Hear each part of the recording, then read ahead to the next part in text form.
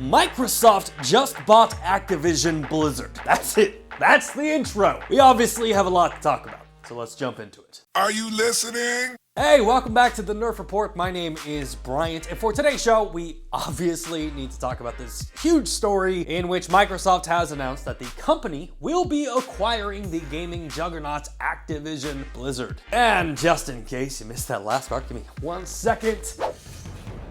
Xbox just bought Activision Blizzard. That's right, in a deal that is valued at $68.7 billion, which means Xbox is now the proud owner of such games like Overwatch, Diablo, Call of Duty, World of Warcraft, Candy Crush, and StarCraft, along with decades of sexual harassment lawsuits and toxic workplace culture that Activision Blizzard has been developing for years now. Xbox's Phil Spencer did comment on the acquisition this morning from what we can only assume was the Iron Throne wearing the Infinity Gauntlet while eating a giant bowl of Apple Jacks. Phil Spencer said, "As a team, we are on a mission to extend the joy and community of gaming to everyone on the planet. As we pursue that mission, it is incredibly exciting to announce that Microsoft has agreed to acquire Activision Blizzard. Upon close, we will offer as many Activision Blizzard games as we can within Xbox Game Pass and PC Game Pass, both new titles and games from Activision Blizzard's incredible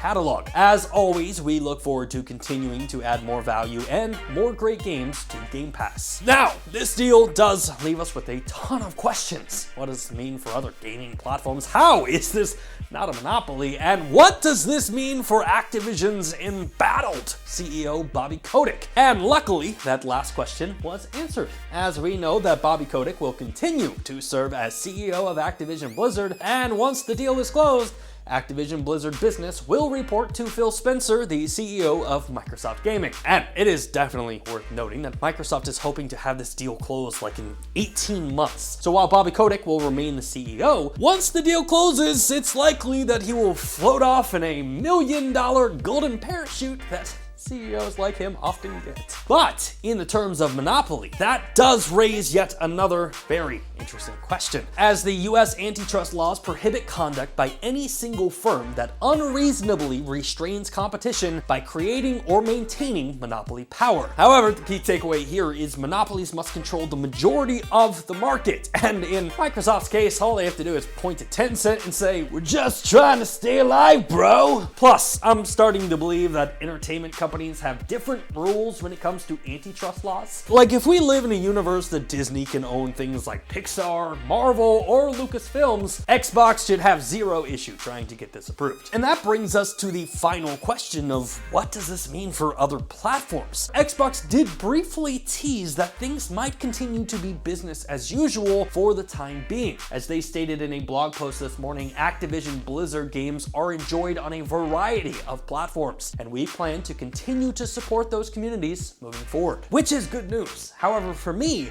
as a fan of cloud gaming, the big takeaway is the comment, "The fantastic franchises across Activision Blizzard will also accelerate our plans for cloud gaming, allowing more people in more places around the world to participate in the Xbox community using phones, tablets, laptops, and other devices you already own." Because let's remember, we are entering into an era of gaming where console sales are going to mean less and less, and subscription numbers are the brand new king. I mean, thanks to Xbox Cloud Gaming, you can now play new next generation games on older consoles. Xbox is working on an app that will stream games directly to your television with no console necessary. So in many ways, the console war is over. All that matters is that you have a device, you can install an app and play whatever game you want to play. Which does make me wonder, with Xbox moving into the subscription service model and having a ton of first-party content, could we potentially see the day that Xbox Game Pass comes to PlayStation, just like Netflix is available on PlayStation? Now, obviously, that is major speculation, and I'm not basing it on anything, but it would be an obvious next step for Xbox to grow that subscriber count from 25 million to 100 million. Would PlayStation allow it? Probably not. But enough from me. What do you all think? Were you as shocked as I was this morning? Let me know your thoughts in the comment section down below. Hey, thanks again for checking out our channel. If you like what you saw and you want to see more content just like it, which Who wouldn't?